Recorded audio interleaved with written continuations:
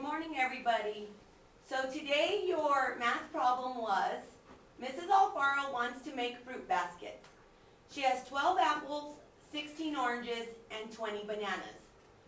In her fruit baskets, Mrs. Alfaro wants to make sure there is the same number of apples, the same number of bananas, and the same number of oranges.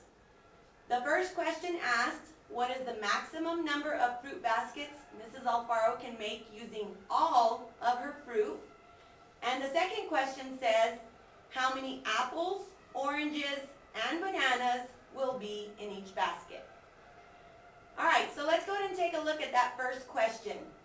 In the first question, it does say what is the maximum number of fruit baskets. Maximum, hopefully, registered greatest in your head, and greatest relates us to greatest common factor, which we just got done covering in chapter 1. So what we should have done with the numbers 12, 16, and 20 was we should have found the greatest common factor. So let's take a look. So I'm going to label this question A. We have 12, we have 16, and we have 20. Okay, so you could have done this two ways. You could have used the list, or you could have used prime factorization.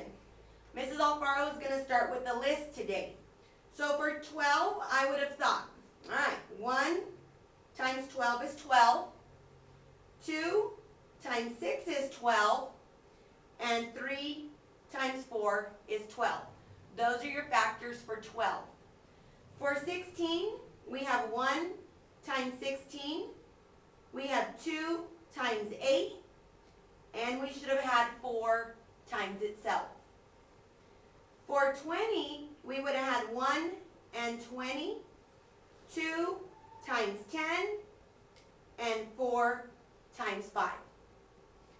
From here, we've got to figure out what the common factors are. And if you notice, 1 is being shared by all 3 numbers, 2 is being shared by all 3 numbers, and 4 is being shared by all 3 numbers. So our greatest common factor is 4. So what does this mean? This means that the maximum number of fruit baskets Mrs. Alfaro can make is going to be 4 baskets. All right, let's look at the other strategy. Your other strategy would have been to use prime factorization. So we have 12, 16, and 20. For 12, you should have had 2 times 2 times 3. For 16, you should have had 2 times 2 times 2 times 2.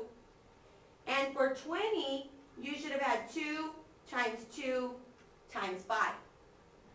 From this point, you're going to circle your common prime factors, which are 2's and 2's. And if you remember correctly, we should now multiply the pairs. So 2 times 2 gives us 4 baskets. So I want to bring your attention to the fact that we have 2 different strategies. One is the list, one is prime factorization, but they both give us the exact same answer.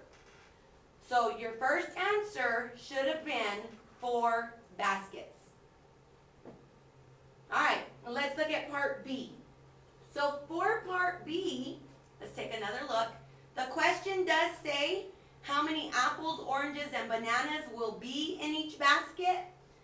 So we had 12 apples, we had 16 oranges, and we had 20 bananas.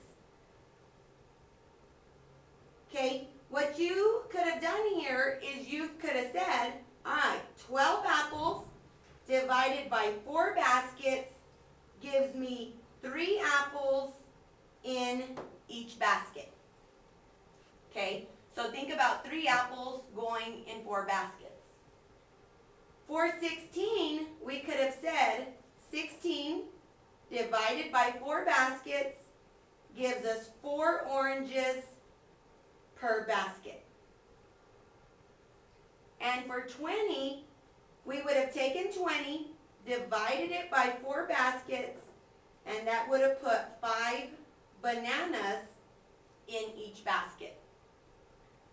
So for B, your answer should have been that each basket would have had 3 apples, 4 oranges, and 5 bananas.